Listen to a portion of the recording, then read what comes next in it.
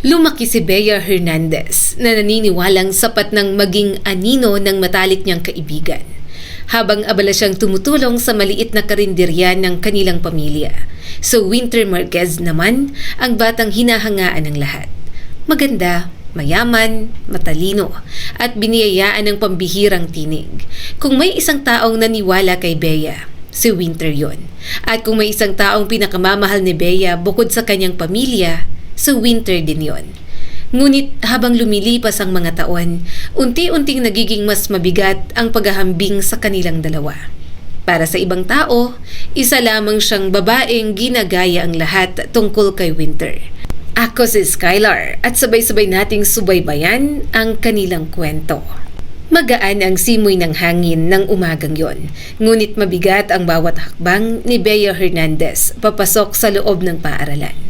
Alam niyang sa oras na may makapansin sa kanyang buhok, magsisimula na naman mang-asar ang mga kaklase niya. Hindi niya maintindihan. Araw-araw naman siyang naliligo. Araw-araw din siyang sinusuklay ng mama niya. Pero kahit ano ang gawin nila, parang laging bumabalik ang mga kuto. Huminga siya ng malalim habang binubuksan ang pintuan ng grade 5 Diamond. Pagpasok pa lang niya ay narinig na niya ang mahihinang bulungan. "Uy, dumating na! Tignan mo buhok niya. Huwag kang lalapit. Baka lumipad ang kuto niya sa'yo." Hindi na siya lumingon. Mas madali nang magkunwaring wala siyang naririnig kaysa ipakitang nasasaktan siya. Tahimik siyang umupo sa pinakadulong upuan. Inilabas niya ang kanyang notebook habang pilit pinapakalma ang sarili. Gusto niyang isipin ang paparating na quiz. Mas gusto niyang isipin ang math kaysa ang mga matang nakatingin sa kanya na para bang isa siyang kakaibang nilalang. "Kaunting tiis na lang, Bea," paulit-ulit niyang sabi sa sarili. Matatapos din ang araw. Ilang minuto pa ang lumipas bago pumasok ang isa pang estudyante. Biglang nag-iba ang ingay ng silid. "Winter! Winter, good morning! Hi! Good morning, Winter!" Napatingin si Bea. Pumasok sa silid ang batang babae na may mahaba at makintab na buhok. Maayos ang pagkakatali ng ribbon nito. May maliit na ngiti sa labi habang binabati ang lahat ng nadaraanan. Si Winter Marquez. Hindi na bago kay Bea ang eksenang yon. Sa bawat school program, si Winter ang unang tinatawag. Kapag may singing contest, si Winter ang panalo. Kapag may bisitang importante, si Winter ang kumakanta ng pambungad. Narinig pa nga niya na kaya raw nitong magsalita ng English, Latin, Japanese at Mandarin. Hindi niya alam kung totoo yun, pero hindi na siya magugulat kung oo. Pakiramdam ni Bea, si Winter ay parang isa sa mga artistang napapanood lamang sa telebisyon. Masyadong maganda, matalino, halos perpekto at siguradong hinding-hindi mapapansin ang isang batang katulad niya. Lumipas ang unang 2 klase nang walang nangyari. Nakahinga pa ng kaunti si Bea, ngunit pagsapit ng recess, nagsimula na naman. Habang inilalabas niya ang baon, may batang lalaki ang dumaan sa likuran niya. "Uy, may gumagapang! Yuck!" Napaatras ito na parang may nakita talagang insekto. Agad yung sinundan ng tawanan. "Ano ba? Huwag kayong lalapit! Baka lumipat! Kadiri!" Unti-unting lumapit ang 4 pang kaklase. Napapalibutan na siya. Hindi niya alam kung saan titingin. Hindi rin niya alam kung paano aalis. Isang batang babae ang umisi. "Bea, hindi ka ba naliligo?" Tahimik siyang yumuko. Naliligo naman siya araw-araw. Hindi naman sobrang dami ng kuto niya. Tinatyaga siyang kutuhan ng mama niya hanggang maubos at ang sakit-sakit na sa anit. Nakitaan lang talaga siya ng mga ito nang may malaglag sa kanyang uniform noong flag ceremony. Mga rich kid kasi ang mga bata sa school na yon, kaya bihira ang may kuto. Hindi naman alam ng mga ito na halos lahat ng perang ipinapadala ng papa niyang seaman ay napupunta sa tuition niya roon. May iba ng pamilya ang kanyang ama. Ngunit kahit ganon, hindi nito pinapabayaan ang kanyang pag-aaral. Pinili ng mama niyang ipasok siya sa magandang pribadong paaralan dahil naniniwala itong matalino siya. Isang batang lalaki ang bahagyang yumuko sa kanyang harapan. "Nakita ko, may gumapang talaga!" Mas lumakas ang tawanan. Unti-unti nang namumuo ang luha sa mga mata ni Bea. Bigla niyang narinig ang malinaw na boses ni Winter. Tapos na ba kayo? Parang may pumindot ng stop button. Lahat ay napalingon. Nakatingin si Winter sa grupo. Nakatikom ang mga labi. May kakaibang lamig sa mga mata at lumapit ito ng dahan-dahan. Anong ginagawa niyo sa kanya? Masungit na tanong ni Winter. Nakatingin ang mga bata. Wala naman, tumatawa lang, nagbibiro lang kami. Hindi umalis ang tingin ni Winter sa mga ito. Parang dalagang-dalaga na tumayo at magsalita kahit grade 5 student pa lang. Kung biro yan, bakit siya lang ang hindi natatawa? Kung masaya ang ginagawa ninyo, bakit parang umiiyak siya? At kung sa tingin ninyo ay tamang ginagawa ninyo, bakit hindi nyo gawin sa harap ng mga teacher? Natahimik ang lahat. Isang batang babae ang napasimangot. May kuto naman kasi. So? Usal ni Winter. Nakakahawang kuto, oo, pero mas nakakahawang ugaling manlait. Alam ba ninyo kung gaano kasakit ang pinaparamdam niyo sa kanya? Hindi ba kayo naturuan sa bahay na hindi pinagtatawanan ng taong may problema? Winter, sambit ng isang batang lalaki. Pero nagpatuloy si Winter sa pagtatanggol sa kanya. Kung ayaw niyong mahawa, pwede kayong lumayo ng maayos.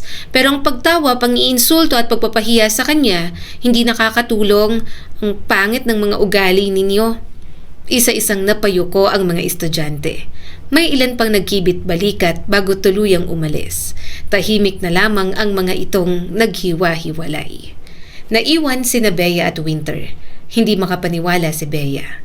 Hindi niya alam kung bakit siya ipinagtanggol nito. Hindi naman sila magkaibigan. Hindi nga yata sila nag-uusap kahit minsan. Tumikhim si Winter. Ayos ka lang? Hindi agad nakasagot si Bea. Oo. Napangiti ito ng bahagya. Halika. Pagkatapos ng klase, sinundan lamang ni Bea si Winter. Hindi niya alam kung saan sila pupunta. Tahimik silang naglakad hanggang makarating sa likod ng school garden. Halos walang tao ron.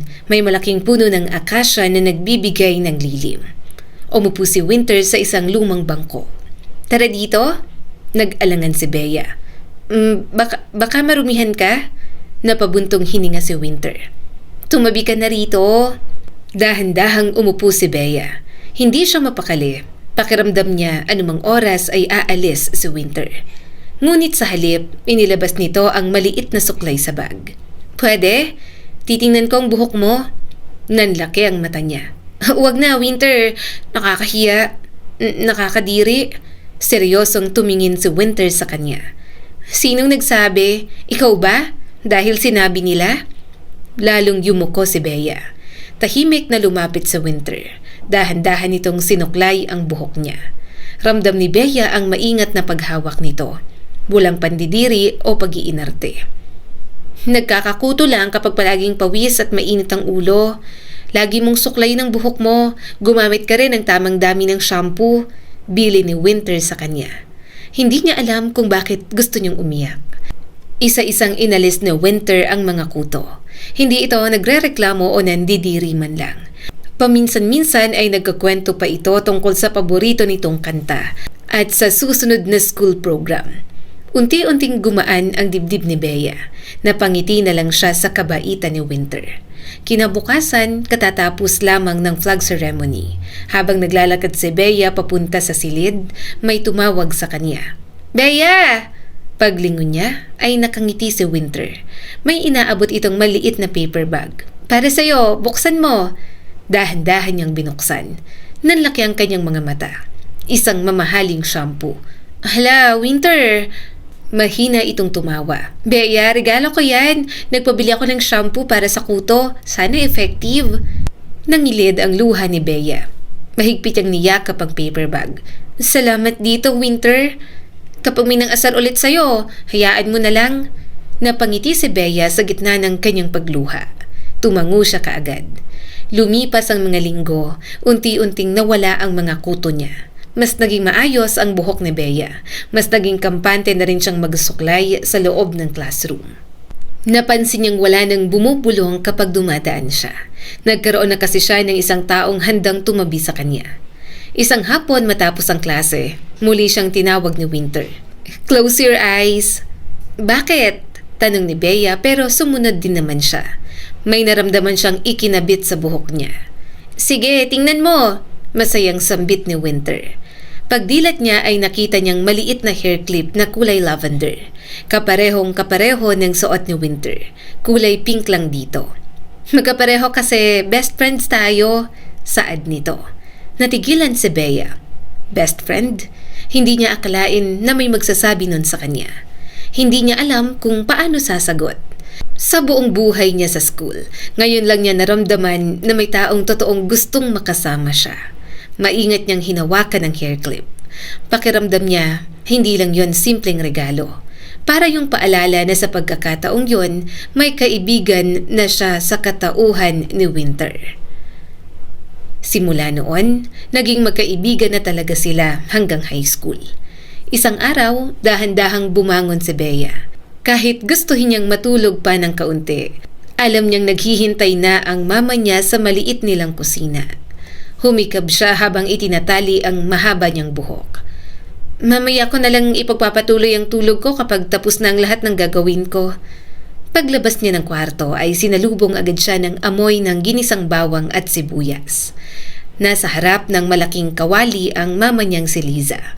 Hindi man kalakihan ang kanilang karinderya. Sapat yun upang maitawid ang pang-araw-araw nilang gastusin. Bea, pakihiwa nga ng repolyo. Utos agad ng mama niya. Kunin mo na rin yung itlog sa ref. Sige po. Tahimik siyang kumilos. Mabilis ang kamay niya sa paghihiwa ng gulay. Habang ginagawa niya yon, iniisip na niya ang araw na naghihintay sa kanya. Mamayang hapon ang recital na Winter sa Music Conservatory nito. Isang classical performance na ilang buwan itong pinaghandaan. Kahit hindi niya lubos na naiintindihan ang lahat ng piyesang kakantahin ng kaibigan, alam niyang napakahalaga nun. Kaya pinagpuyatan niyang gawin ang maliit na banner. At sa gitna ay nakasulat ang "I'm always proud of you, Winter." Pagsikat ng araw ay nagsimula ng dumating ang mga suki ng mama ni Bea. Mabilis na kumikilos si Bea. Nag-aabot ng plato, naglalagay ng kanin, nagliligpit ng pinagkainan. Bandang 10:00 nang wala nang gaanong customer, napaupo si Bea sa maliit na bangkito. Pinunasan niya ang pawis sa noo. Masakit na ang likod niya pero may energy pa naman siya para mamaya. Nakangiti siyang tumingin sa mama niya. Mama, wala na namang customer. Maghahanda na sana ako. Hindi agad sumagot ang kanyang ina. Sa halip ay napatingin ito sa mga hindi pa nahuhugasang pinagkainan. Eto, napakamot si Bea. Mahuhugasan ko naman po pagka-uwi, mamayang gabi. Ay hindi, kung aalis ka siguraduhin mong tapos lahat. Napabuntong hininga siya. Tahimik niyang hinugasan ang lahat ng plato. Maging ang sahig ay kanyang winalis. Nang matapos ang lahat, lumapit agad si Bea. Mama, okay na. Tiningnan yon ng kanyang ina. Sige. Nagliwanag ang mukha ni Bea. Salamat po. Pumasok agad siya sa kanyang kwarto. Binuksan niya ang maliit nilang aparador. Isa-isang hinawakan niya ang mga damit. Hanggang sa makita niya ang kulay cream na dress. Yun ang pinakamaganda niyang damit. Kaya isinuot niya yon pagkatapos maligo. Pagkatapos ay maingat niyang ikinabit ang lavender hair clip. Ang hair clip na kapareho pa rin ng kay Winter. Ilang taon na silang magkaibigan at hindi pa rin sila naghihiwalay. Napangiti siya sa salamin. Kinuha niya ang maliit na banner. Tinupi niya yon ng maingat at inilagay sa bag. Paglabas niya ay sakto namang bumukas ang pinto. Lumabas ang kuya niyang si Carlo habang nag-aayos ng buhok. Napatingin ito kay Bea mula ulo hanggang paa. Aba, saan ka pupunta? Sa recital ni Winter? Sagot ni Bea habang nagsusuot ng sapatos. Kaya pala todo bihis. Lumapit ang kuya niya. Alam mo kung tutusin, magkaibigan kayo pero ang layo ninyo. Natigilan si Bea. Hindi niya gusto ang direksyon ng usapan. Si Winter, mayaman, maganda, matalino, professional singer. Ikaw, ano ka? Lagi ka lang sunod ng sunod sa kanya. Wala ka namang talent. Napakagat siya sa labi. Masakit. Hindi naman yon ang unang beses. Maraming beses na siyang naihambing kay Winter. Na kahit sariling mama at kuya niya, magagawa rin yun sa kanya. Para sa mga ito, hindi ka panipaniwala na may best friend siyang katulad ni Winter. Pilit nang umiti si Bea. Marunong din naman akong kumanta. Napatawa si Carlo. Iba naman yun, hanggang karaoke ka lang. Si Winter kasi professional. Simula bata pa, yun ang ginagawa niya. Napatingin si Bea sa kanyang kapatid. Tinuruan din naman niya ako. Huwag mo na kaming ikumpara. Magaling siya pero magaling din naman ako. Bago pa siya makasagot, sumabat ang mama niya mula sa kusina. Tama ang kuya mo, napalingon si Bea. Lumabas ang mama niya habang nagpupunas ng kamay. Natatawa ito habang nakatingin sa kanya. Anak, huwag ka nang umasa. Marunong kang kumanta pero mas magaling talaga si Winter. Professional ang bata. Ikaw pang video okay ka lang. Napatawa ang kuya niya. O diba, si mama nang nagsabi. Ayaw mo pang maniwala. Hindi natatawa si Bea kahit natatawa ang pamilya niya. Alam niyang inaasar lang siya ng mga ito kasi gano'n naman talaga sila sa loob ng pamilya. Nag-aasaran. Pero masakit pa rin talaga para sa kanya. Sinabi ni Winter na may boses siya kaya naniniwala siyang may talent din siya sa pagkanta at sa pagsayaw. Kulang lang talaga siya sa confidence. Huwag niyo naman akong asarin. Magaling din naman ako. Ungot pa ni Bea sa mga ito. Pakiramdam niya may maliit na karayom na paulit-ulit na tumutusok sa kanyang dibdib. Hindi naman niya sinabing mas magaling siya kay Winter.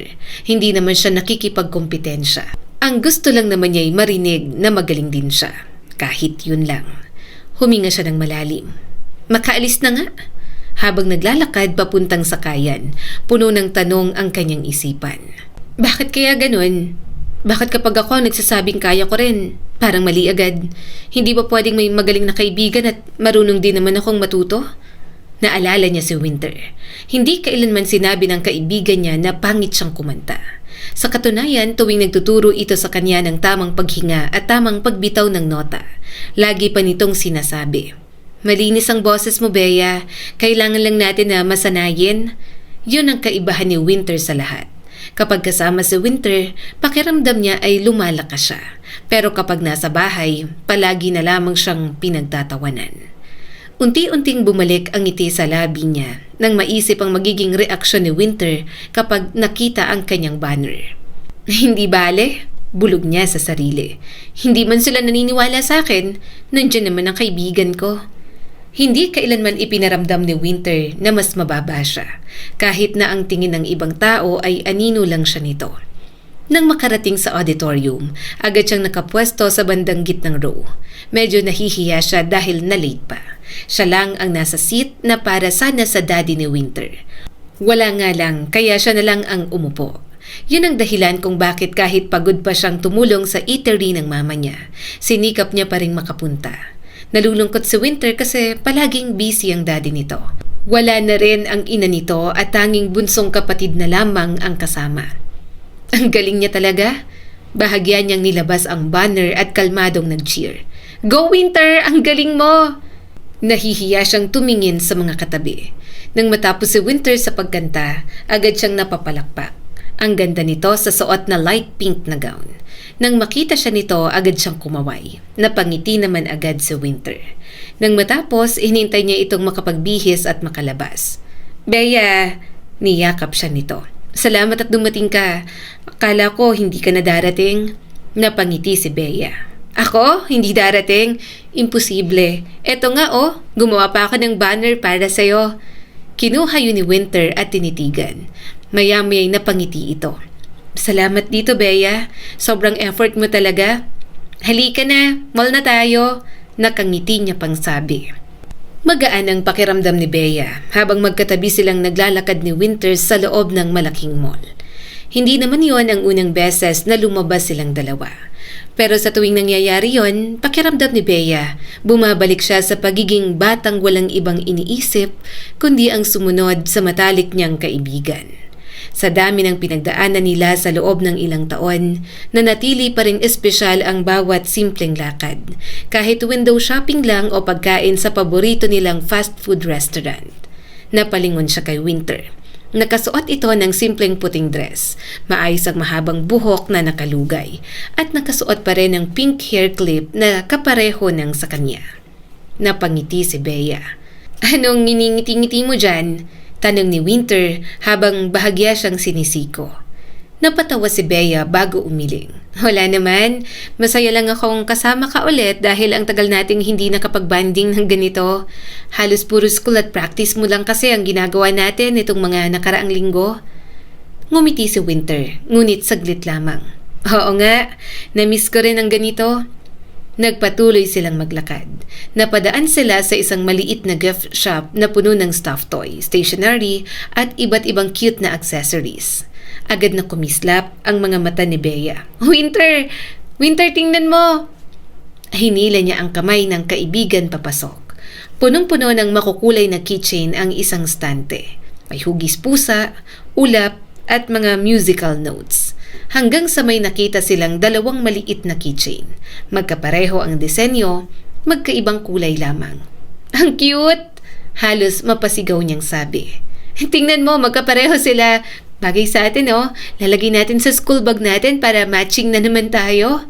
Kinuha niyang dalawang keychain at inilapit kay Winter. Naalala mo ba yung hair clips natin? Hanggang ngayon pareho pa rin tayo. Eto naman ang idagdag natin. Kapag nakita tayo ng iba, alam agad nilang best friends tayo. Napangiti si Winter. Tama ka. Cute nga. Ngunit may kakaiba sa ngiti nito. Mukha pa rin itong malungkot sa mga mata. Napansin yun ni Bea. Parang may malalim na iniisip ang kaibigan niya nitong mga nakaraang araw.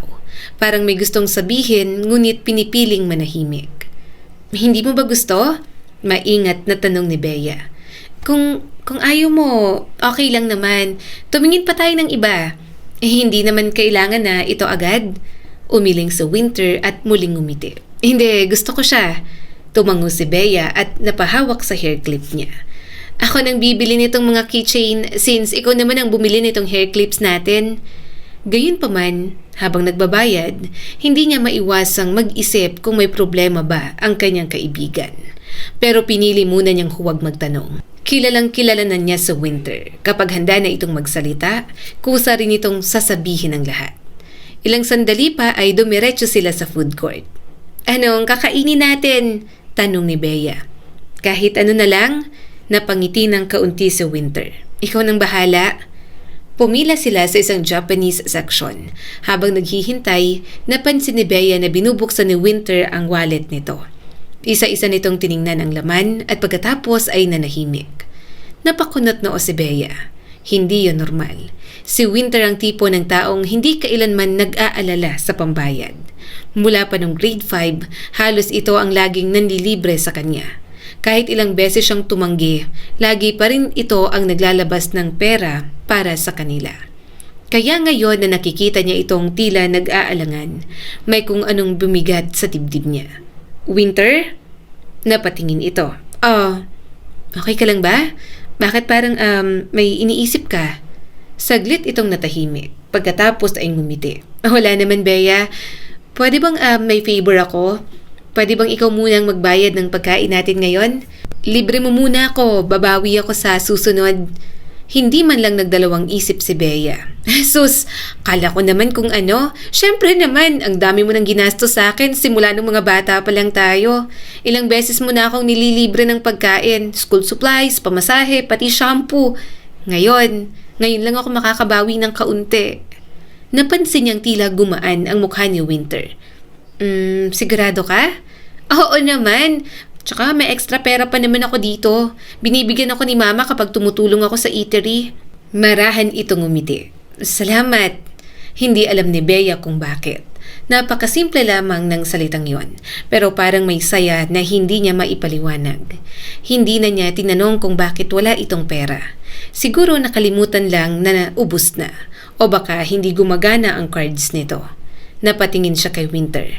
Medyo marami itong nakain. Mukhang gutom pa kaya hinayaan niya na lang. Alam niyang ilang beses itong nagda-diet kapag malapit na ang mga performance nito. Habang umunguya, kinuha niyang cellphone. Nag-scroll lamang si Bea. Hanggang sa may isang post na agad pumukaw sa kanyang pansin. Bigla siyang napaupo ng tuwid. Nanlaki ang mga mata niya. Inilapit niya agad ang cellphone. Tingnan mo! Binasa ni Winter ang posts. Jasmine Art School Open Editions for Scholarship Applicants. Pareho silang natigilan. Ramdam ni Bea ang mabilis na tibok ng puso niya. Hindi niya kailangan pang itanong. Alam niyang yon ang pinapangarap ni Winter na school na mahirap pasukin. Ang paaralang pinanggagalingan ng halos lahat ng sikat na performers, musical theater stars at namamayagpag na celebrities ngayon. Kapag nakapasok doon at nakapag-debut, malaki ang posibilidad na makilala sa buong bansa at may kumuha na agad na management.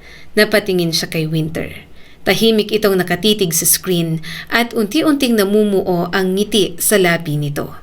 "Bea, sasali ako." Parang nahawa siya sa excitement. "Ako rin!" Napatingin si Winter sa kanya. "Talaga? Hindi ka natatakot?" Napangiti si Bea. "Oo, kinakabahan ako. Pero bakit hindi ko susubukan? Ikaw mismo nagturo sa akin na hindi malalaman ang resulta kung hindi ako aakyat sa stage." Mas lalo pang ngumiti si Winter. "Yan ang gusto kong marinig." Humawak si Bea sa kamay nito. "Imagine mo, kapag pareho tayong nakapasa, magkakasama na naman tayo." Mula ng araw na yon, halos gabi-gabi na silang nagpa-practice. Minsan sa bahay ni Winter, sa sarili nitong music room. Sa bawat practice, lalo pang lumalakas ang loob ni Bea. Kapag mali ang tono niya, hindi siya pinapahiya ni Winter. Kapag kinakapos na siya sa hininga ay mahinahon lang nitong itinuturo ang tamang technique. At sa bawat maliliit na improvement, masaya itong pumapalakpak na parabang nanalo na siya sa isang kompetisyon. Dahil doon, unti-unting naniniwala si Bea na baka may kakayahan nga siya. Isang gabi matapos ang practice, sabay silang naglakad palabas ng music studio. Hindi mapigil ni Bea ang bibig niya. "Alam mo ba, excited na excited ako. Hindi kasi ako mapakali. Iniisip ko pa lang yung audition, kinikilig na ako. Tapos isipin mo, kapag pareho tayong nakapasok, araw-araw tayong magkasama. Kapag sumika tayo, magkasama rin." Tahimik lang si Winter. Parang nasa ibang bagay na naman ang isip nito. Napatitig lang ito sa kanya at may kakaibang lungkot sa mga mata. Hindi niya talaga alam ang nangyayari kay Winter. Parang kahit best friend silang dalawa, may pader na unti-unting nabubuo sa pagitan nila. Isang pader na hindi niya alam kung paano lalagpasan. Hindi na siya nagtanong. Sa halip ay marahan niya itong niyakap. Nagulat si Winter sa ginawa niya. "Bakit?" "Wala lang. Feeling ko lang kailangan mo ng yakap." Saglit na natahimik ang kaibigan niya. Pagkatapos ay marahan din siyang niyakap pabalik. Pagkahiwalay nila ay ngumiti si Bea. "Sandali lang, babalik ako." Tumakbo siya sa pinakamalapit na convenience store. Makalipas ang ilang minuto, bumalik siya na may hawak na malamig na inumin. Inabot niya yun dito. Favorite mo?" Napatingin si Winter sa bote ng banana milk. Unti-unti itong napangiti. "Naalala mo pa? Syempre naman, kaibigan kita. Alam ko lahat tungkol sa'yo." Napangiti pa ito lalo. Sa pagkakataong yon, mas totoo na ang ngiti ng kanyang kaibigan. Mahalaga yon kay Bea, na mapasaya ang kaibigan niya kahit sa simpleng paraan. Kasi para sa kanya, si Winter ang taong umahon sa kanya sa panahong pakiramdam niya'y walang may gusto sa kanya. Mahigpit niyang hawak ang maliit na backpack, habang paulit-ulit na hinihimas ang lavender na hair clip na nakasuksok sa kanyang mahabang tirintas. Kanina pa siya nakangiti sa harap ng salamin, habang ginagaya ang hairstyle ni Winter. Nang makita niyang nakabraid din ang buhok ng matalik niyang kaibigan pagdating sa terminal, halos hindi na niya napigilan ang kilig. "Winter!" Masigla niyang bati at mabilis na lumapit. "Pareho tayo ng hairstyle. Tingnan mo nga tayo. Parang magkapatid na talaga. Kulang na lang, pareho tayo ng pangalan." Napangiti si Winter at bahagyang inayos ang tirintas ni Bea. "Ikaw talaga. Hindi mo talaga pinapalagpas ang mga matching natin. Bagay din sa'yo ang braid." Napangiti ng mas malawak si Bea. "Masaya kasi ako kapag pareho tayo. Ewan ko ba, parang kapag may matching tayo, sobrang saya ko." Napatawa si Winter. "Basta huwag kang iiyak mamaya kapag kinabahan sa audition. Ikaw pa naman ang unang nanginginig sa tuwing may judges."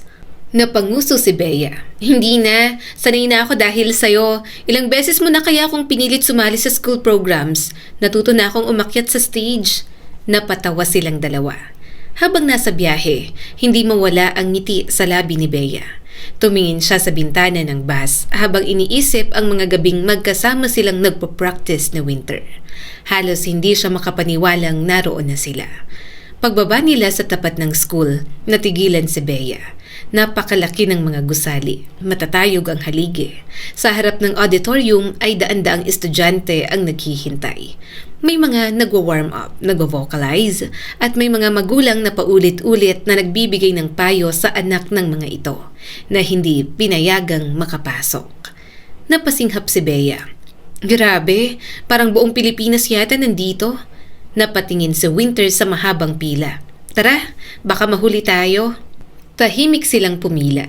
Maya-maya ay lumapit ang isang staff at isa-isang nag-abot ng audition number pagkatapos nilang ipakita ang kanilang registration. Tinanggap yun ni Bea. Pagtingin niya, napakurap siya. 538? Napatingin din sa Winter sa sarili nitong number. Ang dami. Sobrang layo pa pala natin. Natatawang sabi ni Bea. Mukhang aabutin tayo ng hapon o ilang araw pa. Kasi kapag mga ganitong audition, 'di ba? Usually may iba't ibang level pa. Hindi agad sumagot sa Winter. Sa halip ay tumingin ito sa isang staff. Excuse me po, ilang tao lang po ang kukunin ninyo ngayong batch? 5 lang. Parang biglang tumahimik ang paligid.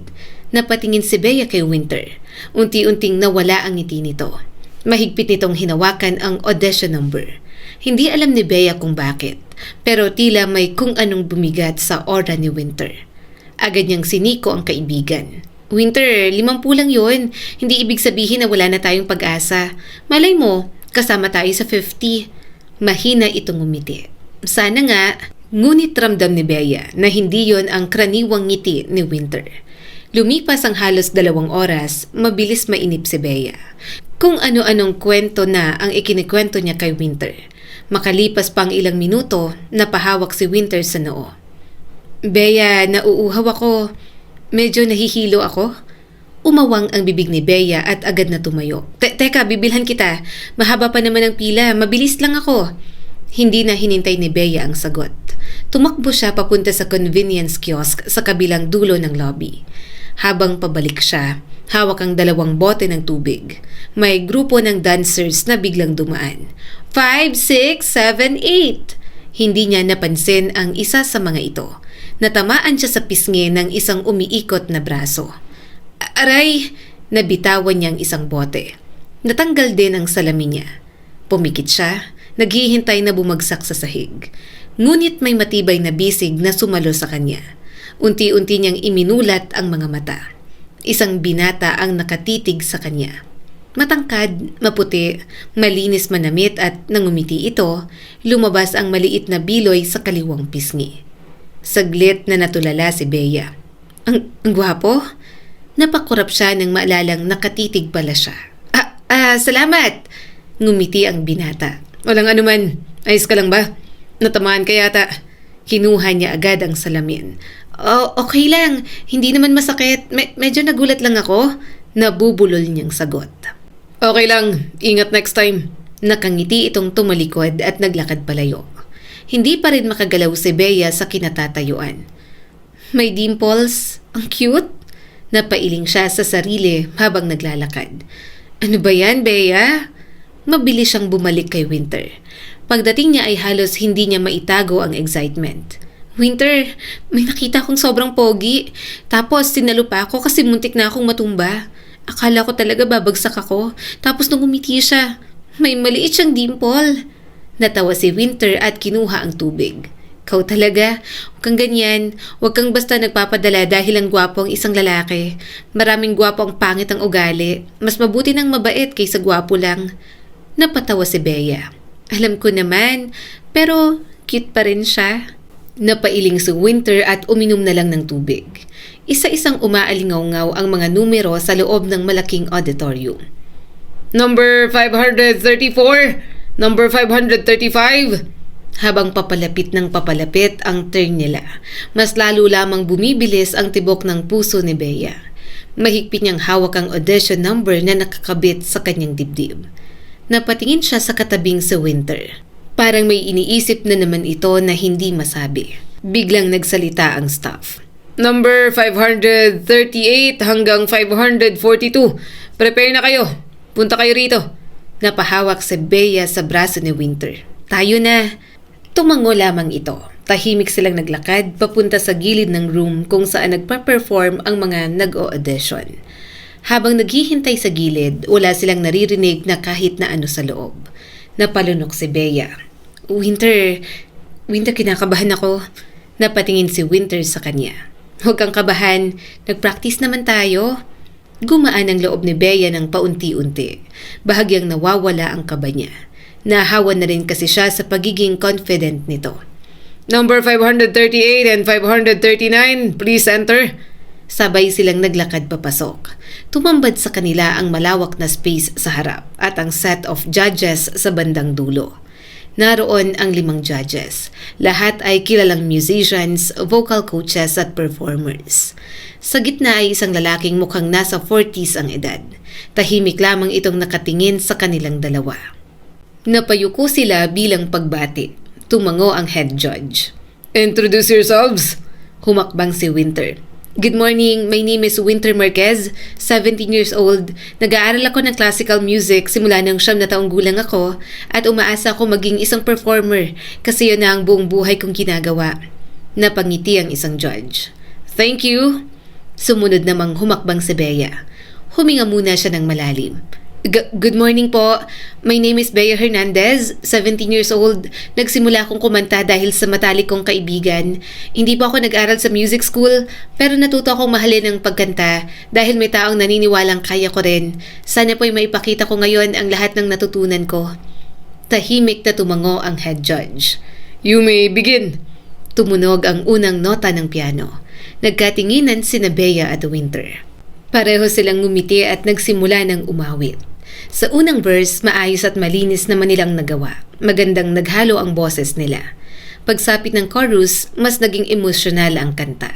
Napansin niyang bahagyang tumingin sa kanya ang isa sa judges. Lalong lumakas ang loob niya. Ngunit pagdating sa ikalawang verse, nagkamali si Bea. Nahuli siya ng bahagya. Nanlaki ang mata niya. Saglit siyang natigilan. Sinubukan niyang bumalik sa tamang timing, ngunit bago pa siya makahabol, narinig niyang pumasok agad ang boses ni Winter. Kinanta nito ang bahagi na para sana sa kanya. Hindi yon kasama sa practice. Hindi nila kailanman ginawa yon. Mabilis niyang inayos ang sarili. Ipinagpatuloy niya ang kanta, pero parang nagiging second voice na lang siya.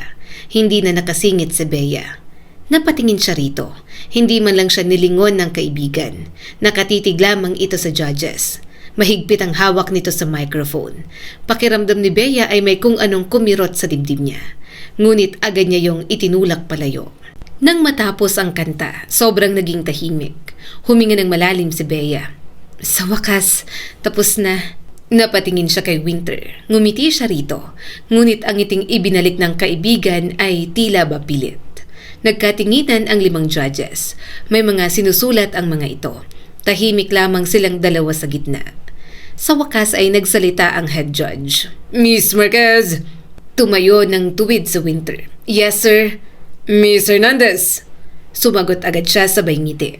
Opo, ako nga po. Pinagmasdan sila nito. Interesting performance at may chemistry kayo. Lalong gumaan ang pakiramdam niya.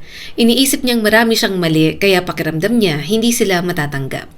Ngunit ang sumunod na sinabi ng head judge ang nagpabigat muli sa dibdib niya.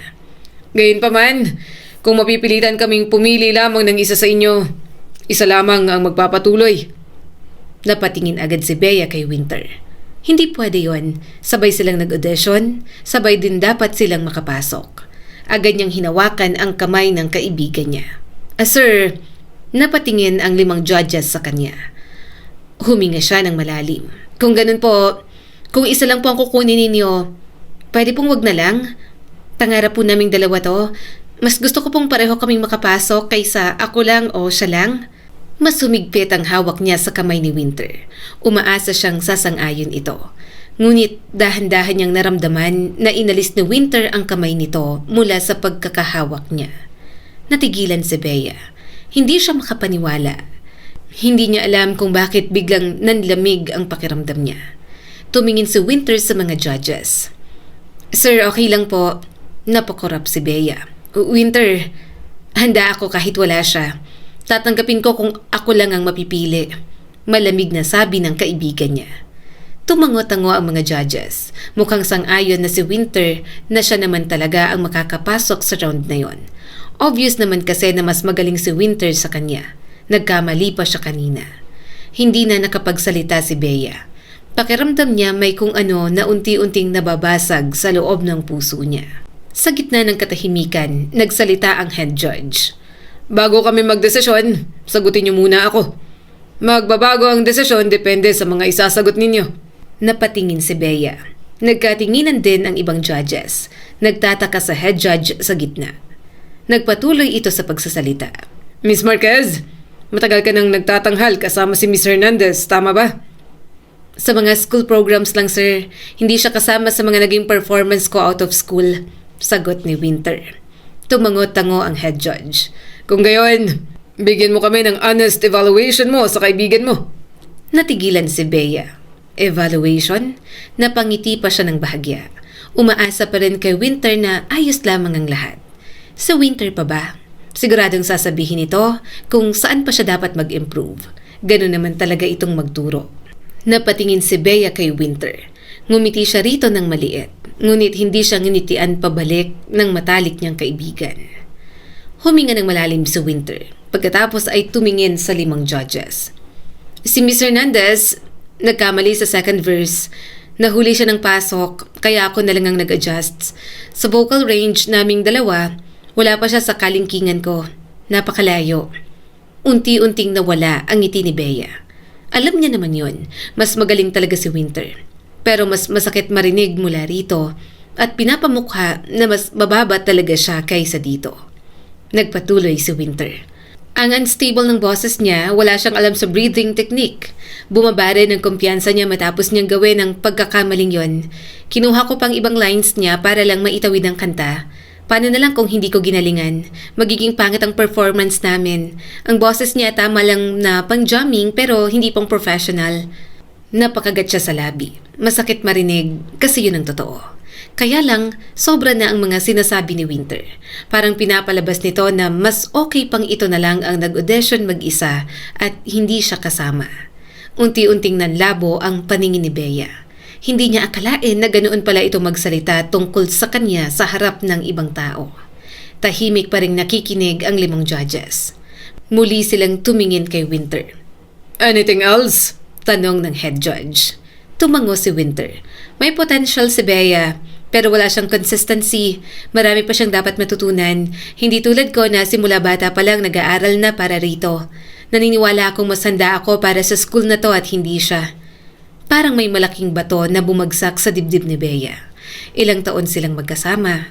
Ilang taon siyang tinuruan ni Winter kasi wala siyang pang-enroll katulad nito. Ilang taon siyang pinaniniwala nito na kaya niyang kumanta. Ngayon, sa harap ng 5 judges, narinig niya mismo sa bibig nito ang lahat ng kahinaan niya. Hindi niya alam kung mas masakit ba ang mga salitang sinabi nito o ang katotohanan sa pagkakataong yon, hindi na siya ipinagtatanggol. Unti-unting pumatak ang isang luha sa pisngi ni Bea. Mabilis niya yung pinunasan. Nakakainis. Thank you, Miss Marquez. Saad ng head judge. May final decision na ako. Napayuko na lang si Bea. Naluluha na naman siya. Alam niya na ang magiging desisyon. Pakiramdam niya, anuman ang sasabihin ng mga ito, pinakamasakit ang nawala ng kaibigan. Huminga ng malalim ang head judge at may hiniwalay na pangalan. The student who will receive admission to Jasmine Art School is Miss Bea Hernandez. Parang hindi gumana ang pandinig niya. Napadilat si Bea. Hindi siya sigurado kung tama ba ang kanyang narinig. Napatingin siya kay Winter. Nanlaki ang mga mata nito. Ano? Agad na nagtaka ang 4 na judges na katabi ng head judge. Director! Pero majority, si Miss Winter Marquez ang gusto. Pinagsalikop ng head judge ang mga kamay nito at tumingin sa kanya. Pero nasa akin pa rin ang final decision at ang makapasok si Miss Bea Hernandez sa Jasmine Performing Arts School ang decision ko. Ako po? Mahinang tanong ni Bea. Tumango ang head judge. Yes. Hindi siya makapaniwala. Hindi yon ang inaasahan niya. Hindi ganon ang naiisip niyang mangyayari. Napatingin siyang muli kay Winter. Bakas ang pagtataka sa mukha nito. Halatang hindi matanggap ang naging resulta. Mahigpit na nakatikom ang mga kamao nito at parang nagpipigil lamang. Anong klaseng school to? Reklamo ni Winter. Pabor sa akin ng 4 na judges. Bakit si Bea pa rin ang pinili? Kasi ako pa rin ang magdedesisyon. Mas nakikitaan ko ng potential si Bea kaysa sayo. Sabi pa ng head judge. Hindi na lumingon si Bea kay Winter. Alam niya na ang totoong kulay nito. Nasasaktan siya sa ginawa nito sa kanya. Bigla itong tumalikod. Hindi man lang lumingon. Naiwang nakatayo si Bea at unti-unting bumuhos ang mga luha niya. Nakapasa siya. Natupad ang pangarap niya. Pero pakiramdam niya, may iniwan siyang napakahalagang bahagi ng sarili niya sa pintuang nilabasan ni Winter. Miss Hernandez, tawag ng head judge sa kanya. Lumapit ka rito. Lumapit siya at nakita niya ang isang velvet box. Binuksan nito yon. Sa loob ay isang eleganteng brooch na may hugis ng puting sampagita at gintong nota ng musika. Ito ang simbolo ng mga opisyal na tinatanggap namin sa Jasmine Performing Arts School. Welcome! Tuparin mo ang mga pangarap mo. Nakangiting sabi ng head judge. Umawang ang bibig ng babaeng judge na katabi ng head judge. Director, bibigay niyo po siya agad-agad? Pero first level pa lang po ng audition. Tumaas ang mga kilay nito. So, ibig sabihin diretso na siyang magiging opisyal na estudyante. Hindi na siya dadaan katulad ng iba. Pero Director Go, saad ng babaeng judge sabay tingin sa kanya. Tumawa si Director Go. Hindi niyo ba nakikita? May espesyal sa batang ito. Magtiwala tayo. Lahat ng nandito may pangarap. Pero alam kong iilan lang ang determinado na makuha ang pangarap nila. Nagkatinginan sila ng head judge. Pakiramdam niya, si Director Gulang ang naniniwala sa talent na mayroon siya. Inabot ni Bea ang brooch na yon. Mahigpit niya yung hinawakan. Habang bumabagsak ang luha niya sa pisngi, napagtanto niya kasabay ng tagumpay na wala na ang pinakamatalik niyang kaibigan. Tahimik ang buong biyahe pa uwi. Hindi na maalala ni Bea kung paano siya nakasakay ng bus mula sa Jasmine Performing Arts School. Mahigpit niyang niyakap ang bag sa dibdib. Bakit? Paulit-ulit niyang tanong sa sarili. Bakit ganun ang nangyari?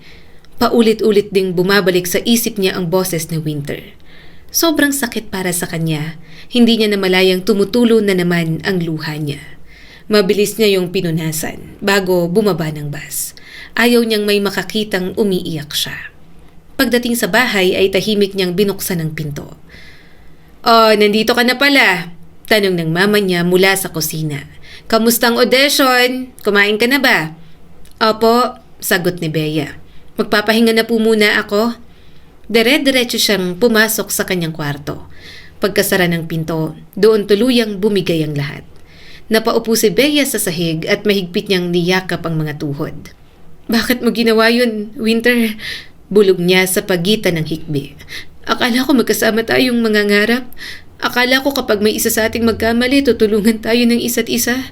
Hindi ko maintindihan kung bakit parang bigla mo akong binitawan. Napahawak siya sa buhok niya. Mahaba yon katulad ng kay Winter. Kulot naman talaga ang buhok niya pero palagi niyang inuunat para katulad ng sa kaibigan niya. Napatingin siya sa salamin. Nandoon pa rin ang lavender hair clip. Bigla siyang tumayo, lumapit siya sa drawer.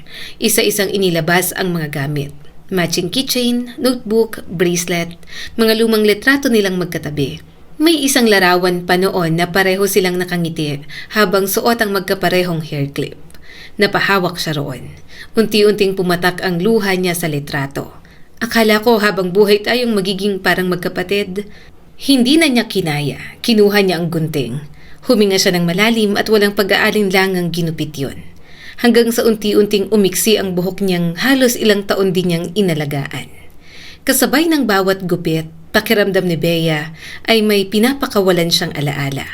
Hindi niya alam kung tama ba ang ginagawa niya, pero alam niyang hindi na niya kayang tumingin sa salamin at makita ang sarili niyang animo ay kopya ni Winter. Pagkatapos noon, marahan niyang tinanggal ang lavender hair clip. Inilagay yon sa loob ng isang maliit na kahon, kasama ang lahat ng matching nilang gamit. Kinabukasan, paglabas niya ng kwarto, unang napansin ng mama niya ang buhok niya. "Bea!" Napalingon din ang kuya niyang si Carlo. Nanlaki ang mga mata nito. "Anong nangyari sa buhok mo? Mahal na mahal mo yan, di ba? Bakit mo ginupit?" Lumapit ang mama niya. "Bakit mo naman ginupit? Sayang anak." Huminga siya ng malalim. "Ma, pwede po bang makahingi ng pera? Magpapasalon po ako tapos bibili rin ako ng mga damit. Kailangan ko po para sa pagpasok sa Jasmine Performing Arts School." Napailing ito. "Anak, huwag ka nang gumastos.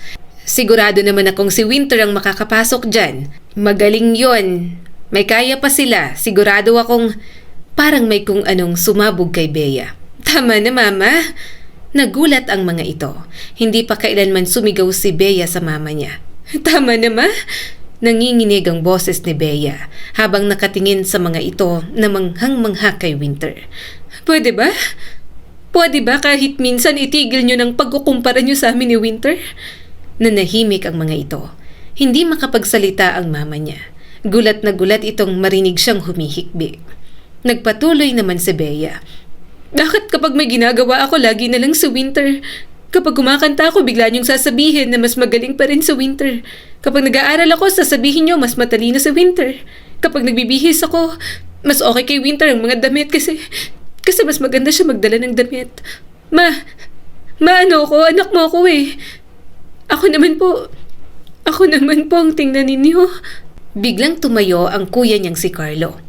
"Huwag mo kaming sisihin. Kasalanan mo rin naman. Ikaw kasi ang gaya ng gaya kay Winter. Saka sino bang nagdala kay Winter dito? Di ba ikaw?" Napapikit si Bea. Batid niya naman yon. Mali niya rin talaga. Ginaya ko siya. Dahil mahal ko siya bilang kapatid. Dahil siya ang unang naniwala sa akin. Pero hindi ko nagagawin yon. Nagkamali ako sa kanya. Traidor siya at ang dami niyang masasakit na salitang sinabi sa akin. Nagsisisi ako na nabuhay ako na anino niya." Napatingin ulit si Bea sa mama niya na punong-puno ng luha ang mga mata. "At isa pa, ang anak mong palagi mong minamaliit. Ang anak mong sinasabihin mong pang video okay lang. Ako ang nakapasok sa Jasmine Performing Arts School, hindi si Winter." Umawang ang bibig ng kanyang ina. Ha? Tinanggap nila ako. Official na. Hindi ako dadaan sa next level o next rounds. Kasama na ako sa official student sa academy na yon.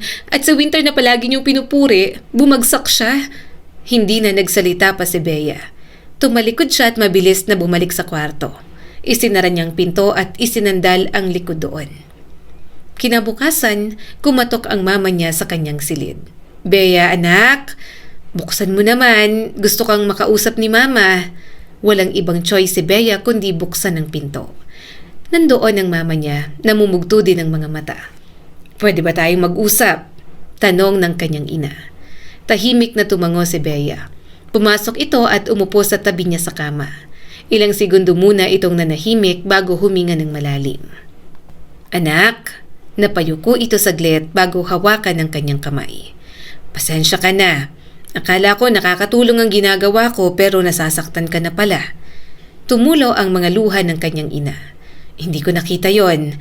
Anak, huwag mo sanang iisipin na mas pinapaboran namin si Winter. Tinuring kong parang anak ang best friend mo. Pero alam mong masigit ka pa rin sa akin. Isa pa, hindi ko alam kung anong pinag-awayan ninyong dalawa. Pero hindi na ako magtatanong pa." Tahimik lang si Bea. Inabot ng mama niya ang sobre. "Naipon ko ito. May dagdag din na ipinadala ang papa mo. Gamitin mo sa mga kailangan mo ngayon para pumasok sa school na yon." Alam mo ba, mahina itong ngumiti kahit umiiyak na. "Ang galing-galing mo. Hindi ko man agad nasabi, proud na proud ako sa'yo.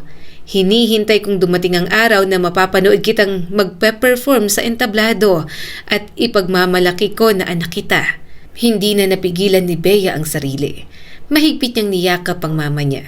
Napahikbi siya sa balikat nito at nangakong gagawin niya ang lahat para hindi na maging anino ng ibang tao. Umagang-umaga pa lamang ay gising na si Bea.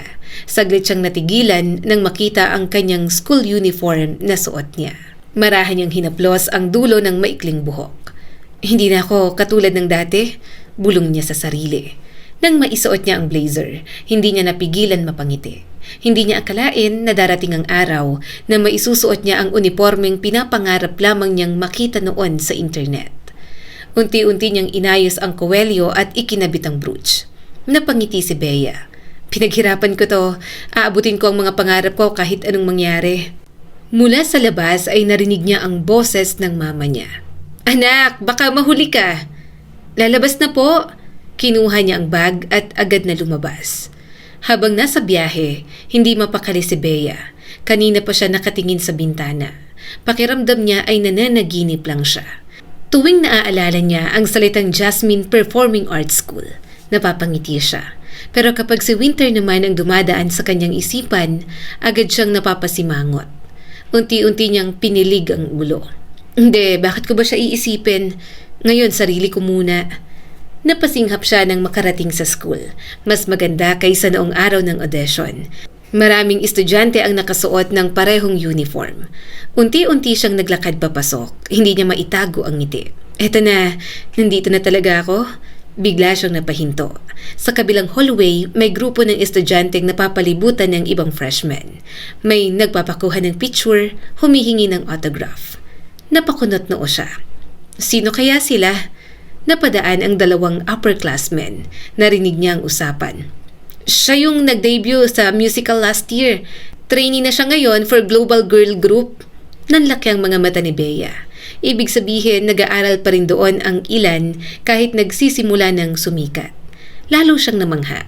Habang naglalakad pa si Bea, may nakasalubong siyang isa pang estudyanteng pamilyar ang mukha.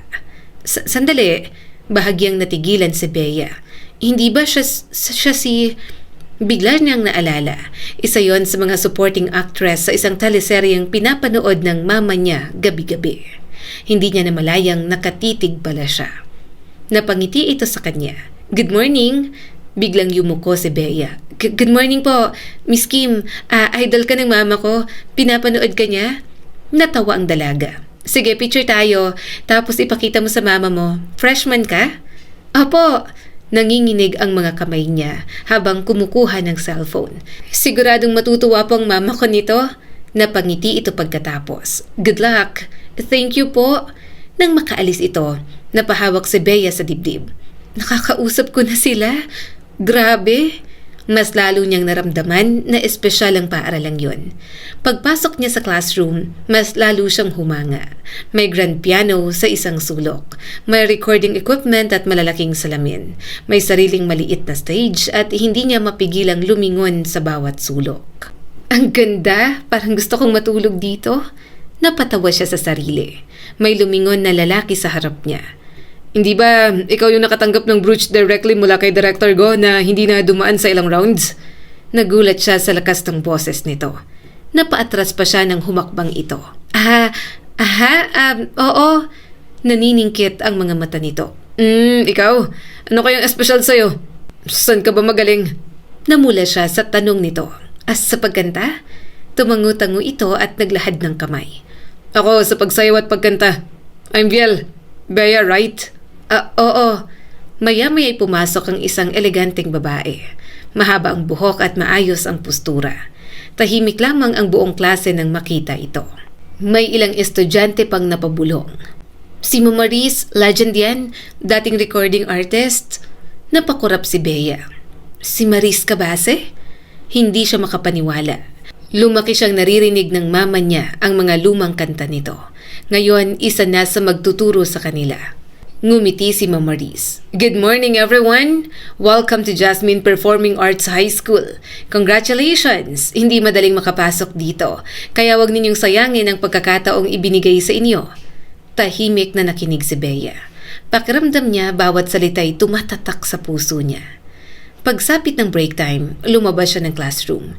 Bitbit ang maliit niyang lunchbox na niluto ng mama niya para sa kanya. Habang naglalakad sa cafeteria, may tumawag sa kanya. Excuse me? Maarteng boses ng isang babae. Napalingon si Bea. Pamilyar ang mukha nito. Saglit siyang nag-isip hanggang sa maalala niya. Natalie? Kasama ito noon ni Winter sa music school. Magkabatch ang mga ito sa voice class. Napangiti si Natalie. Ikaw yung laging kasama ni Winter, right? Yung alalay? Natigilan si Bea. Hindi niya ako alalay. Magkaibigan kami dati pero hindi na ngayon. Bea ang pangalan ko kung hindi mo alam. Napakurap si Natalie. Oh, okay, chill. Nag-aaral ka rin dito? Akala ko talaga si Winter ang makikita ko rito. Napangiti si Bea ng pilit. Nag-audition din siya, hindi siya nakapasok. Umawang ang bibig ni Natalie at parang may napagtanto. Sabagay, matagal nang problemado si Winter. Parang may kung anong kumabog sa dibdib niya. Anong ibig sabihin ni Natalie? Aha? Tumawa ito. Hindi mo ba alam? Nalugi ang negosyo ng pamilya nila. Ilang buwan na. Marami silang nawalang ari-arian. Nanlaki ang mga mata ni Bea. Hindi siya makapagsalita. Nagpatuloy naman si Natalie. Hindi na nga siya halos pumapasok sa music school noon. Tapos lagi siyang mukhang pagod. Akala ko, alam mo, kasi somehow magkaibigan naman kayo, 'di ba? Unti-unting nagsibalikan sa isip ni Bea ang mga pangyayari. Kaya pala parang laging walang pera ang kaibigan niya. Kaya pala lagi itong tahimik at malalim ang iniisip. Ngunit kasunod ng awa, muling bumalik ang alaala ng mga sinabi nito sa kanya noong audition. Napapikit si Bea at unti-unting napaatras. Sige, mahina niyang sabi. Mauna na ako. Hindi na niya hinintay ang sagot ni Natalie. Mabilis siyang naglakad palabas ng cafeteria hanggang sa makarating siya sa isang tahimik na hardin sa likod ng music building. Doon lamang siya tumigil at doon hindi na niya napigilan ang pagluha. Hindi niya alam kung bakit siya umiiyak. Huminga siya ng malalim. Nakakaawa ka, pero hindi ibig sabihin nun, tama ang ginawa mo sa akin. Unti-unti niyang itinaas ang tingin sa gusali ng Jasmine Performing Arts School. Tama na, nandito ako para sa pangarap ko. Ako ang nakapasok, ako ang dapat magsumikap. At balang araw, makikilala nila ako hindi bilang best friend ni Winter Marquez, kundi bilang Bea Hernandez. Isang buwan ang mabilis na lumipas mula nang magsimula ang klase niya sa high school na yon. Marami na agad nagbago kay Bea, lalo na at hindi naman simpleng school iyon. Parang lahat ng estudyante ron tinitrain na para maging iconic sa future. Halos araw-araw ay may vocal training, dance drills, music theory, acting workshop at physical conditioning. Pag-uwi niya sa bahay ay halos hindi na niya maigalaw ang katawan sa sobrang pagod. Pero sa bawat pagising niya kinabukasan, buo pa rin ang loob niyang bumalik. Pagpasok ni Bea sa classroom ng umagang yon, iba ang ingay ng paligid. Narinig mo ba? Seryoso ba yun? Imposible naman. Napakunot noo si Bea habang inilalagay ang bag sa tabi ng upuan. Lumapit ang kaklase niyang si Viel. Bea, announcement daw mamaya. Tungkol saan? Ngumisi ito. Special admission. May 4 daw na bagong papasok. Pero tapos ng admissions, di ba? Tumango naman ito. Exactly my point. Yun nga ang ipinagtataka ng lahat. Tahimik na naupo si Bea. Hindi niya maiwasang maalala ang audition. Hindi naging madali ang lahat. Lahat ng estudyanteng naroon ay dumaan sa mahigpit na screening. Siya lang ang nakapasok na hindi na dumaan sa iba pang rounds. Kaya bakit magkakaroon pa ng special admission? Makalipas ang ilang minuto ay pumasok si Ma'am Maurice. Good morning! May mahalaga akong announcement. Gaya ng alam na ninyong lahat, bihirang tumanggap ang school na ito ng mga karagdagang estudyante pagkatapos magsimula ng taon ng pasukan. However, Director Go has personally approved a special admission for students who will officially enter the academy today. Narinig ni Bea ang bulong sa likuran. Bakit may special treatment? Hindi ba unfair yun? Paano naman tayong dumaan sa audition? May mga nepo babies ba? Hindi siya nagsalita. Pero hindi rin niya maitatangging yun din ang tanong niya. Mahigpit niyang hinawakan ang brooch na nakakabit sa kanyang blazer. Nung ibinigay yun sa kanya, pakiramdam niya ay espesyal siya. Pakiramdam niya isa siya sa mga kakaunting pinili. Ngayon biglang naramdaman ni Bea na parang nabawasan ang bigat ng simbolong yon. Pagkatapos ng unang klase ay nagtungo sila sa dance studio. Habang nag-i-stretch ang lahat, narinig niyang muling nagsalita si Viel. Narinig mo ba yung tungkol sa faculty meeting? Umiling si Bea. Hindi. Nagkaroon daw ng malaking argument. May mga members na tutol sa special admission. Sabi nila, bakit pa raw nagkaroon ng evaluation kung magdadagdag din pala ng students? May nagsabi pa nga raw na walang star quality yung iba. Napalingon ang ilang kaklase nila. Mukhang interesado rin ang mga ito na makinig. May isang matabang lalaki ang pangalan na Yuri. Anong talent niya? Sobrang galing daw kumanta. May isa pang lalaki, si Kino, magaling sumayaw. Saka may dating group, may recent video scandal nga lang. Napakunot noo si Bea. Scandal? Nakaaway niya raw ang dati niyang dance group. Hindi ko lang alam kung anong dahilan. May isa ring babae. Ayang name. Galing probinsya, sobrang mahihain at maraming tagiyawat. Pero grabe raw ang boses. At syempre, si Winter Marquez. Hindi ba kasama mo siya sa audition mo? Parang may malamig na tubig na ibinuhos sa katawan niya. Hindi siya agad nakapagsalita. Sabi nila siya raw ang pinakamagaling sa apat. Mayabang nga lang. Unti-unting humigpit ang pagkakahawak ni Bea sa towel niya. Bigla na lamang bumilis ang tibok ng kanyang puso. Bakit kasama si Winter gayong nakita niya na itong bumagsak? Biglang bumukas ang pinto ng dance studio. Natahimik silang lahat. Isa-isang pumasok ang apat na bagong estudyante. Naunang pumasok ang isang malaking binata. Nakangiti ito kahit halatang kinakabahan. Hi! Sumunod ang isang matangkad na lalaki na pamilyar sa kanya. Ito lang naman ang sumalo sa kanya noong araw na nag-audition siya. Yung poging lalaking hindi niya makalimutan. Kasunod ang isang payat na dalagang nakayuko habang mahigpit na yakap ang bag. At ang huli, si Winter. Napahinto si Bea sa pag-stretch. Para siyang nakakita ng multo. Mahaba pa rin ang buhok ni Winter at kahit nabalitaan niyang naghihirap na, kumikilos pa rin na animoy mayaman. At nang magtagpo ang mga tingin nila, parang biglang nawala ang lahat ng ingay sa dance studio. Hindi makagalaw si Bea. Pakiramdam niya'y bumalik siya sa araw ng audition. Sa mga salitang hindi niya pa rin makalimutan. Hindi alam ni Bea kung anong iniisip ni Winter. Hindi rin niya gustong hulaan. Today, sabi ng instructor at pumapalakpak upang makuha ang atensyon ng lahat. Gusto kong makita kung gaano na kayo kahusay sa expression, synchronization at stage presence. Hindi lang teknik ang tinitingnan. Mahalaga rin kung paano kayo makisama sa mga taong makakasama ninyo sa entablado. Tahimik na nakinig ang buong klase. Magkakaroon tayo ng mini performance mamaya. Bawat grupo ay bibigyan ng 3 hours para maghanda ng isang maikling choreography. Hindi ko tinitingnan kung sino ang pinakamagaling. Mas interesado akong makita kung sino ang marunong makinig at makipagtulungan. Tumango si Bea. Yun ang gusto niyang marinig. Kaya niyang magsanay at matuto at higit sa lahat, kaya niyang patunayan na nararapat siyang naroon. Habang naghahanda ang mga estudyante, lumapit si Viel. Bea, nakakainis pa rin talaga yung special admission. Lahat tayo dumaan sa audition. Tapos sila bigla na lang papasok. Parang hindi naman patas yun. Hindi agad sumagot si Bea. Hindi rin niya alam ang mararamdaman. Nung una ay ganun din ang iniisip niya. Pero matapos marinig ang tungkol sa nangyari sa pamilya ni Winter, naguguluhan na siya. Hindi niya alam kung maawa ba siya o magagalit. Maya-may nagsimula ang rehearsal. Nagkataon na magkatapat ang grupo ni Bea at ang grupo ng 4 na special admission. Tahimik na nagpa-practice si Yuri.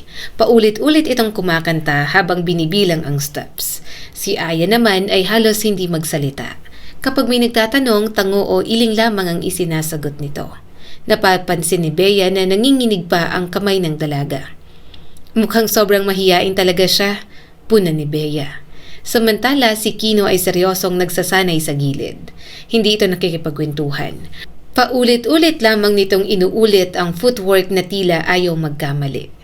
Bigla niyang naalala ang Kino na nakita niya sa audition. Palangiti kasi ito pero ngayon ay parang ibang Kino ang nakikita niya. At si Winter, tahimik ding nagsasanay. Hindi ito tumitingin sa kanya. Hindi rin tinitingnan ni Bea. Mas pinili niyang ituon ang isip sa choreography. Time's up! Sigaw ng instructor. Handa na bang unang grupo? Tumango ang ilan. Isa-isang nagtatanghal ang bawat grupo. Nang turn na ng grupo ni Bea, huminga siya ng malalim. Pagkatapos nila ay sumunod naman ang grupo ni Winter. Tahimik na pinanood ni Bea ang dating matalik na kaibigan. Hindi niya maikakaila, napakahusay pa rin ito. Malinis ang galaw at palaging eksakto sa bawat timing. Punong-puno ng kumpiyansa gumalaw kasi alam sa sarili na magaling. Talagang magaling siya, saad ni Viel habang nanunood. Naiinis naman siyang tumingin kay Viel. Tumawa ito at nag-peace sign pa. Siyempre, mas magaling ka pa rin. Pagkatapos ng performance, umalis na muna ang instructor. Abala si Bea sa sariling mundo. Kaya lang agad siyang napatayo nang makitang nakikipagtalo ang mga kaklase niya sa special admission students. May sumagot mula sa special section. Hindi rin namin kasalanan kung dumaan kami sa tamang proseso. Unti-unting tumaas ang mga boses nito. Hoy, tumigil nga kayo! Awat ng ilan. Ngunit wala nang nakikinig. Napansin ni Bea na nakatingin sa kanya si Winter. Naglakad siya ng ilang hakbang palapit. Congratulations! Nakapasok ka rin pala. Ngumisi si Winter. Mataas pa rin ang pride. Hindi ko kailangan ng pagbati mo. Bakit? Akala mo special ka na? Kasi ikaw lang ang nakuha sa ating dalawa? Bakit ako ngayon ang nandito? Kasi alam nila, mas talented naman ako kaysa sa'yo. Naawa lang sa'yo kasi paiyak-iyak ka ng audition.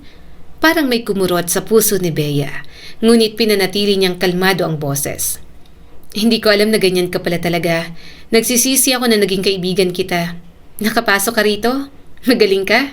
Eh di sige. Pero hindi ibig sabihin nun, nahayaan kong sirain mo ulit ang tiwala ko sa sarili ko. Hindi ko hahayaan na maging anino mo ulit. Inis na inis si Winter. Biglang may nagsapakan sa gilid nilang dalawa. Gulat na gulat si Bea. Aawat na sana sila, pero nakita niya si Winter. Kaya ginawa na niya ang matagal na niyang gustong gawin. Hinila ni Bea ang buhok nito. Winter! Aray!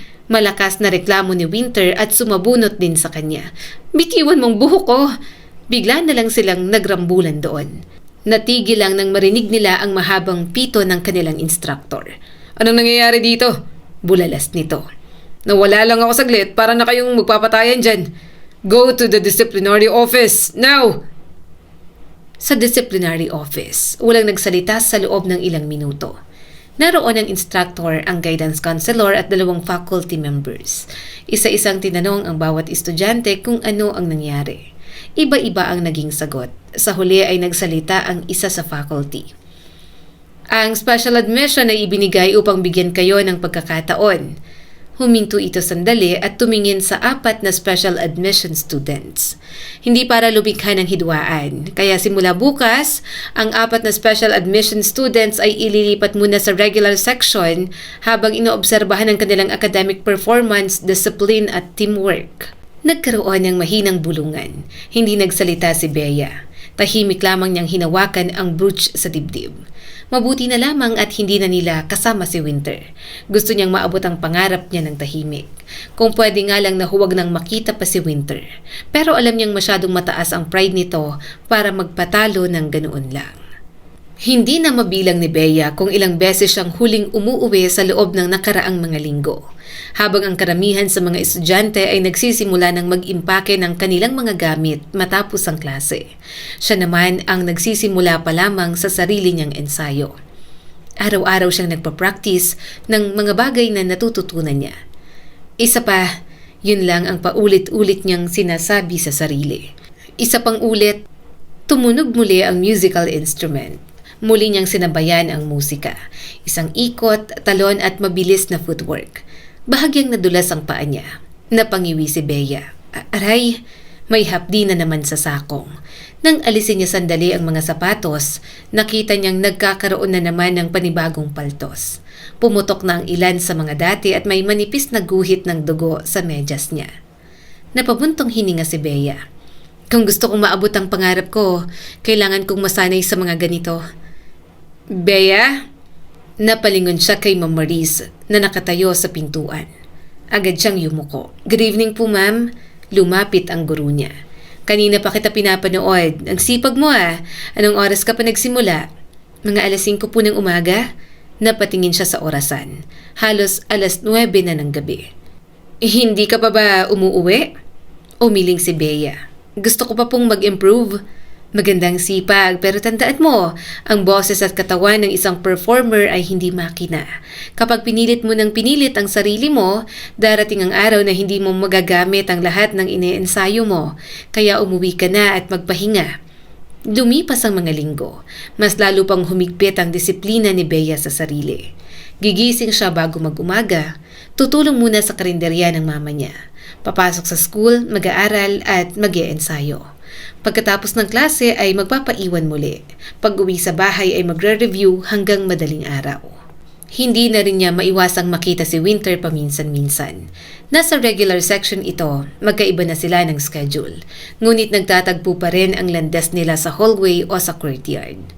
Isang hapon habang nagpapahinga si Bea matapos ang dance rehearsals, napansin niyang may nakatingin sa kanya mula sa kabilang gusali.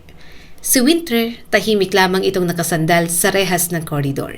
Hindi niya mabasa ang ekspresyon nito. Hindi niya alam kung galit ba ito, malungkot o wala talagang pakialam. Saglit lamang silang nagkatitigan. Pagkatapos ay siya na mismo ang unang umiwas ng tingin. Hindi na mahalaga kung nandyan lang siya sa paligid. Magkaiba ng landas namin. Makalipas ang ilang araw, tinawag ng buong music performance department ang lahat ng first-year students. Nagtipon-tipon sila sa malaking recital hall. Naroon si Ma'am Marie sa entablado, kasama ang iba pang faculty members. Ngayong semester, this is the first time na pipili tayo ng mga freshman students na magde-debut sa Annual Talent Showcase. Nagkaroon ng mahinang hiyawan, lalong bumilis ang tibok ng puso ni Bea. Ang mapipili ay magkakaroon ng solo performance sa harap ng mga talent scouts, management representatives, producers, at mga alumni ng mismong academy. Napahigpit ang kapit niya sa upuan. Binuksan ni Ma'am Maris ang folder.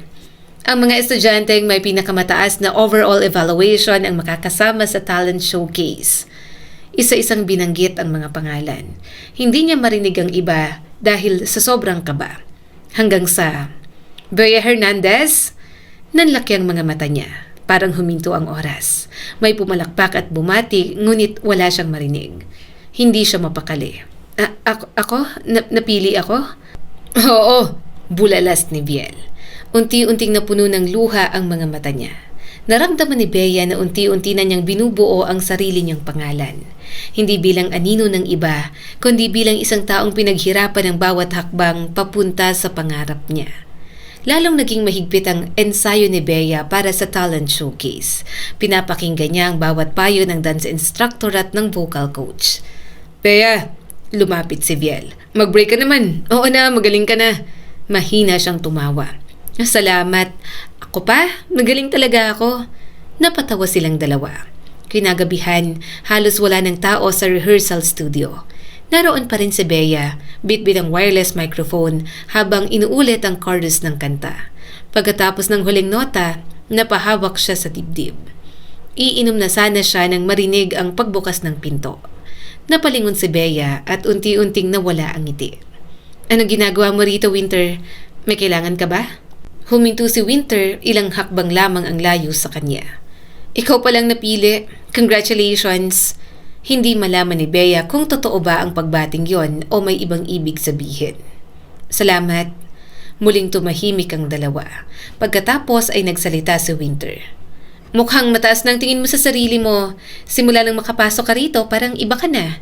Parang nakalimutan mo na kung sino ka dati. Mahigpit na napahawak si Bea sa bote ng tubig. Ramdam niyang unti-unting bumabalik ang sakit na matagal niyang pinipigilan. Huminga siya ng malalim. Ano ba talagang gusto mong sabihin? Diretso siyang tiningnan ni Winter. Masaya ka ba?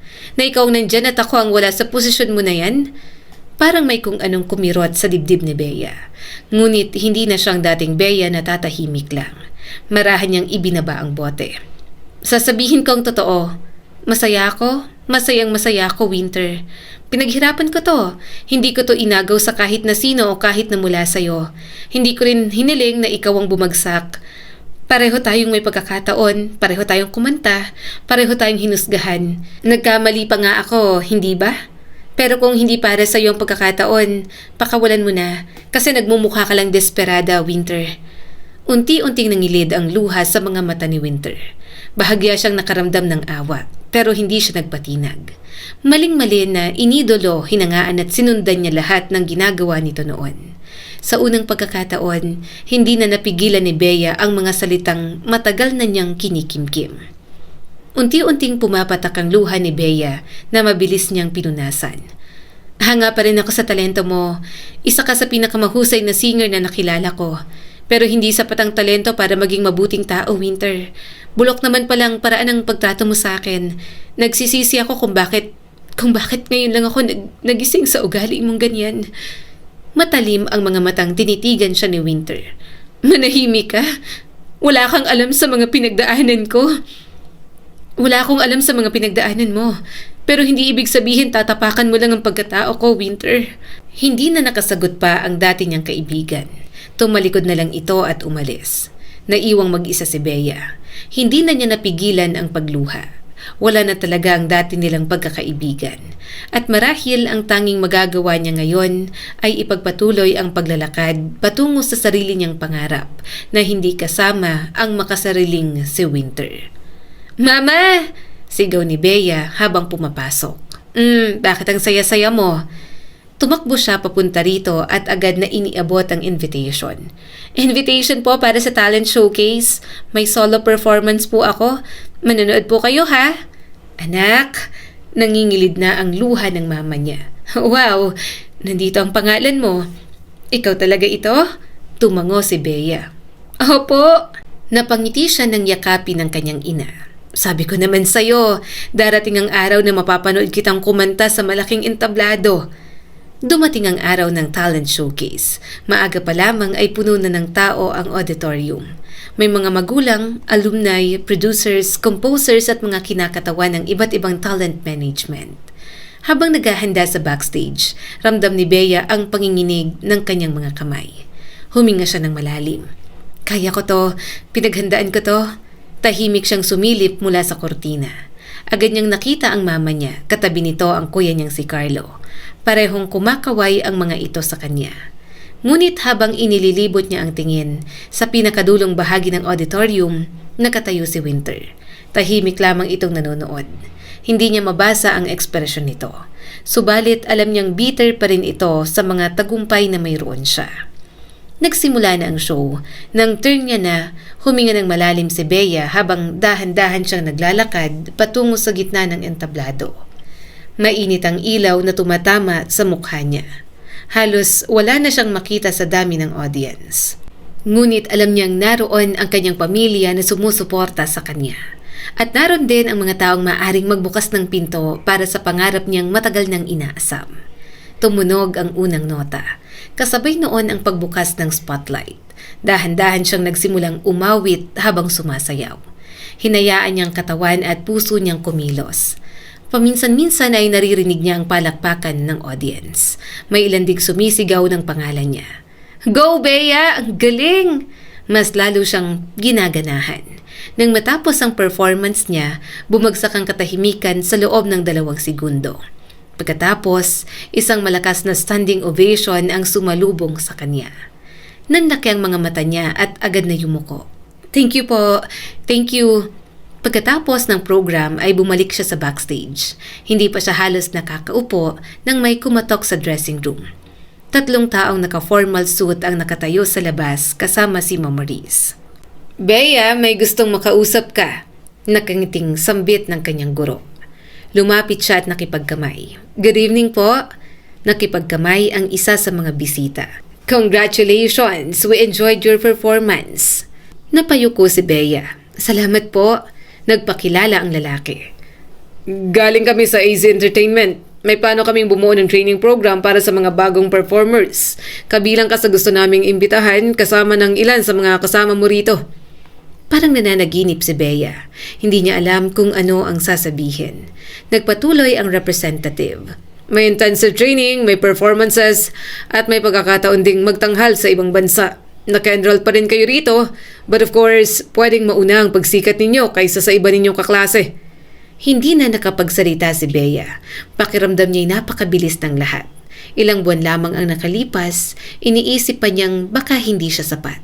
Pero alam naman niya sa sarili niyang pinaghirapan niya rin iyon. Lumipas ang mga buwan, halos hindi na siya nakauwi sa bahay. Mula umaga hanggang gabi ay training. May mga araw na gusto na niyang sumuko. Ngunit sa tuwing maaalala niya ang maliit na karinderya ng mama niya, mas lalo siyang nagsisikap. Nasabi kasi sa kanya na maaari siyang kumita once na mabigyan sila ng gig at pumatok sila sa masa. Nagkaroon sila ng pagkakataong magtanghal sa ibang bansa. Sa unang pagkakataon sa kanyang buhay ay nakasakay siya ng eroplano. Habang nakatanaw sa ulap mula sa bintana, napangiti si Bea. Hindi ako akalaing makakarating ako rito. Hindi pa man sila sikat sa buong mundo, unti-unti na silang nakikilala. May mga maliit na concerts, guest performances at festival appearances.